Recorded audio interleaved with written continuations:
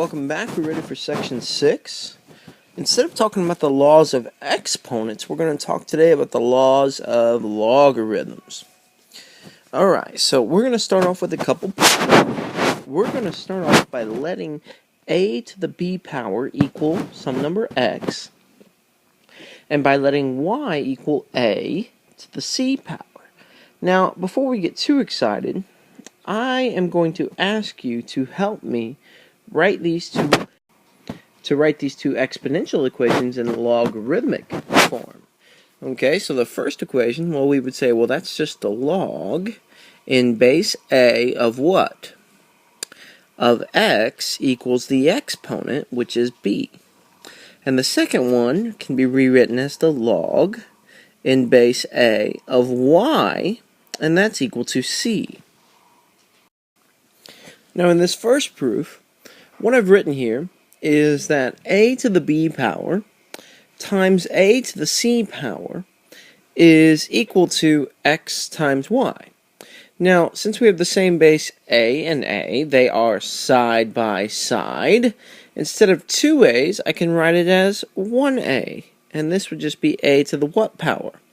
Well, since they're side by side, you can add the power. So that's b plus c equals x times y. Now, what I want you to do next is take this equation, which is in exponential form. See, here's your exponent. Rewrite it as a log, just like we did these over here. Rewrite it as a log. So that'd be the log in base a of what? Of xy equals the exponent, which is b plus c. The entire exponent is b plus c. But wait a minute, folks. Don't we already know what b is equal to? That's why we wrote that earlier. B is just equal to the log in base a of x. And c is just equal to the log in base b of y. So this really says the log in base b of x plus the log, that's the log in base a of x, plus the log in base a of y is equal to the log in base a of xy. Well, looky here, folks. You just developed the product and the sum law of logarithms. See it? This is your first law.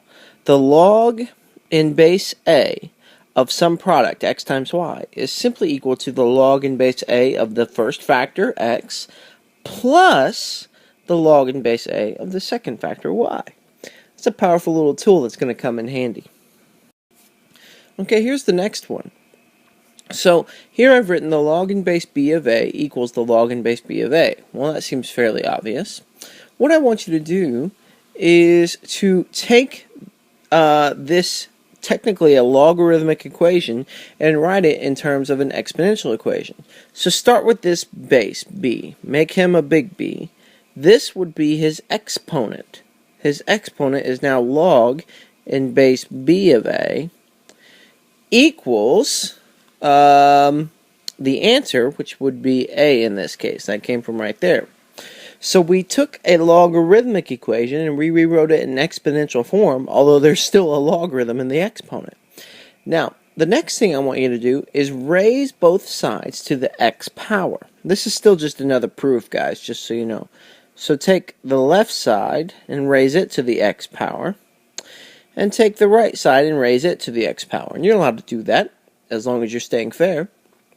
Now what you can do is I want you to recognize that here we have a power to a power. Well, a power to a power is just the product of the powers. It means you multiply. Okay, now what we're going to do, and this is going to be kind of fun, we're going to rewrite this back in logarithmic form. Okay, so start off by writing a log. So I have the log in what base? Well, it's whatever I was raising to the power last time, so that would be b. So the log in base b of, here's my answer, so it's of a to the x, equals my exponent. which is all this hunk of junk. So that equals x log a. And really what I want you to notice here is that this little x right here as an exponent can be thrown out front of the logarithm of a. I call it the little baby big baby rule. Sometimes he's a little baby out back, and sometimes he's a big baby out front. Notice log and base b of a hasn't changed. We should put a little b right there. Log and base b of a hasn't changed, except the x was the exponent of a, and now x is a factor that's multiplying the entire logarithm of a. This is technically called the power law. Okay, so let's review our laws of logarithms. We only proved a couple of them, but that's good enough for now. So if you have, for product and sum, if you have the log in base b of some product, m times n, then you can split that product up using addition of two different logarithms, the log in base b of m plus the log in base b of n. Now, this also works backwards. Sometimes it's easier or makes sense for you all to go from one log to two logs, and sometimes it makes sense to go from two logs to one log. You'll just have to decide what makes more sense for you in a given situation. What about quotient and difference? So now if you have the log in base b of a quotient, m over n, instead of using addition, guess what you use? You'll have the log in base b of m minus the log in base b of n. You would subtract the two instead of adding them. Again, we've rewritten one log as two logs.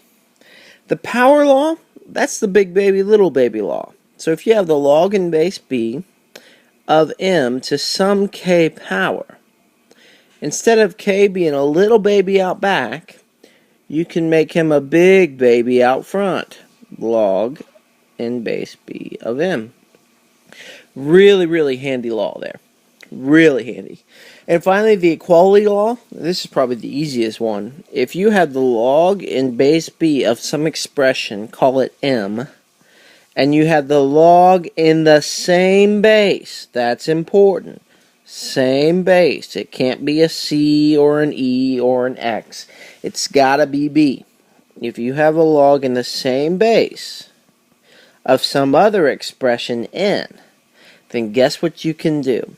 You can say, bye-bye logs, I don't need you anymore. I just got m is equal to n. He comes in really, really handy in this section. Alright, so here are your directions for example number 1. Write each expression in terms of log m and log n. That means your final answer must have a log m and a log n. Here's the original expression. It says the log of the product of mn raised to the power of 2. We need to have a log of m and a log of n. So what could we do first? Well, here's a hint. Anytime you can do big baby, little baby, you should. Well, here's a little baby, okay? Take him and throw him out front and make him a big baby. So it's 2 times the log of mn. Now, technically, what we just used was the power law. I'll make a little note here so that you can reference that when you're looking at your notes. Now, I have 2 times the log of a product. Well, what does that mean I can do? I can take one log and split it into 2 logs. Using what? Addition or subtraction? I can say it's the log of the first guy plus the log of the second guy. And who's still sitting out in front? The 2. And what we did there was we used the product and the sum law. PS, I call it. Product and sum. And there you go. You've got a log of m, check, and a log of n, check. That's all they wanted you to do. Alright, let's try one that's a little bit trickier. If we have the log of the square root of m over n, Now earlier I told you that if you could do the big baby little baby rule first, you should. Well, we can here. It's just we got to think about what the square root of m over n really means. It really means m over n raised to the 1/2 power, doesn't it? And now it looks a lot like letter A. We've got a little baby. Let's make him a big baby out front. So it's the log of m over n times 1/2. And now instead of one log, I can split him into two logs. The log of the first guy, the log of the second guy. And what will I do with them? Will I add them or subtract them? Well, quotient and difference go together, so I'm going to subtract them. And the 1/2 is still hanging out outside. And there you go. You've got log m, log n. You're good to go. You've met the conditions of the directions. Okay, directions here. Write these expressions as rational numbers or as just a single logarithm. So here you've got, that says ln. All that means is natural log. The natural log. It's another way to write log. Okay, so that is just a special case of log. There's no difference. Well, no difference that's of importance to this problem. So we've got one log. Can we turn it into two logs? Well, I'm sorry, we've got two logs. Can we turn them into one log? Well, we can, just not yet. You know why? Because looky here. What is that 2? That 2 is a big baby. What do we need to make him in this case? We're actually going to take that 2 and make him a little baby this time. Now, how did that help us? We just used the power law. Well, 6 squared is actually 36, isn't it, folks? That actually says the natural log of 36. 2 natural log of 6 is actually the natural log of 36. And now I've got a different sign between them. How do I take 2 logs and put them as 1 log in this case? Well, I take the first number and do what? Divide it by the second number. So this actually just says the natural log of 36 divided by 3, which is in fact the natural log of 12. Looky there. You guys did. Now what I want to do here is actually check to make sure that we did it right. So I'm going to take the original expression, which was 2, and then right here, where my finger is, that's the ln button, that's natural log. Hit natural log of 6, I'm typing in the original, minus the natural log of 3, and hit, close your parentheses, and hit enter. It's about 2.4849. Now type in your answer, which was the natural log of 12. Close your parentheses, enter.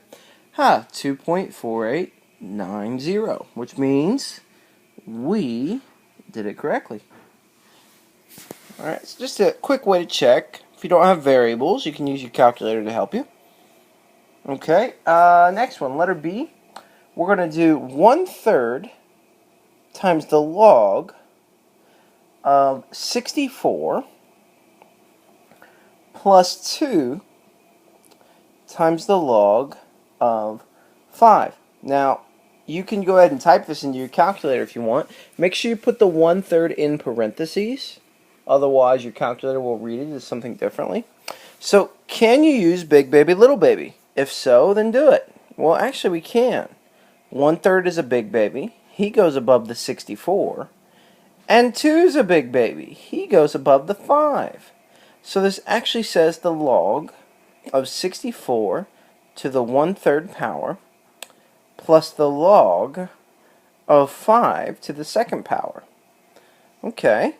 Well, 64 to the 1/3 power, that just means the cube root of 64.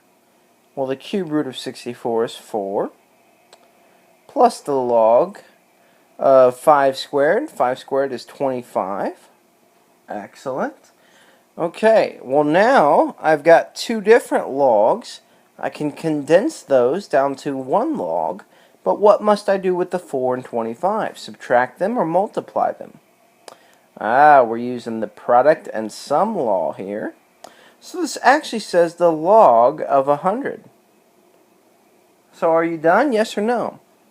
Well, think about this, guys. The log of 100.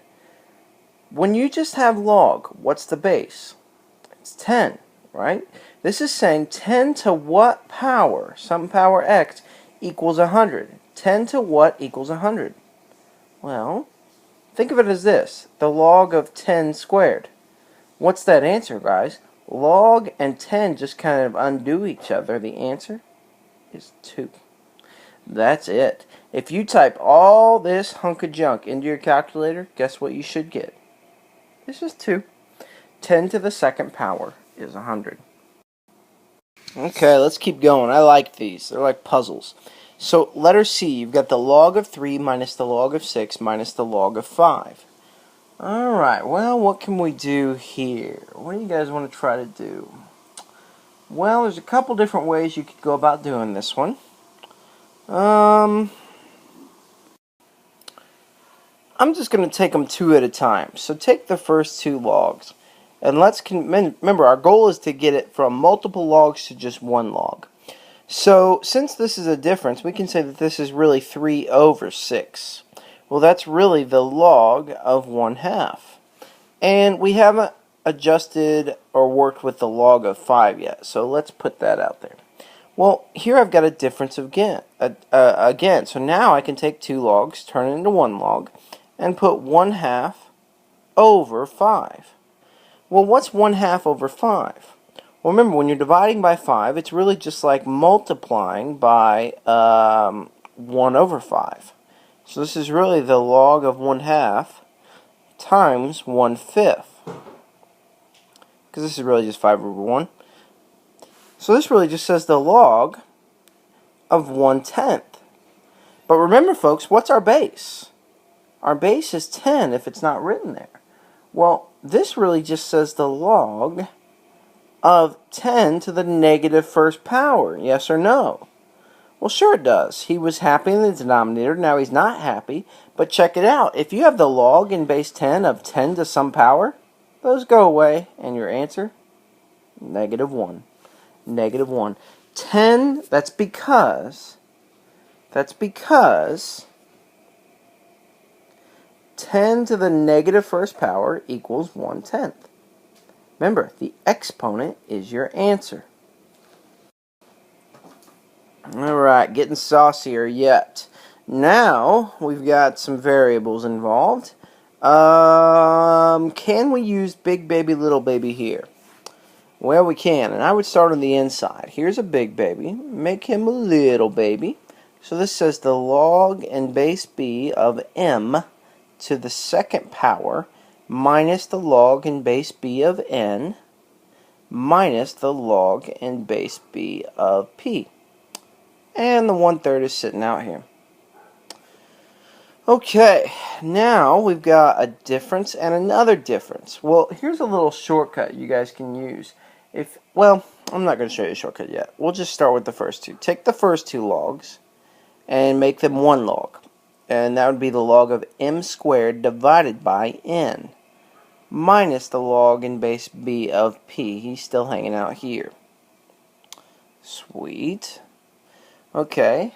Now what? Well, now we're going to take this guy and divide him by p.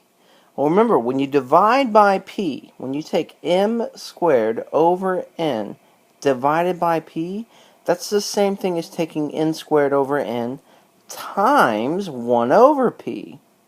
So when we take 2 logs into 1 log, it really just says the log in base b of m squared over np. And the 1/3 still sitting out here.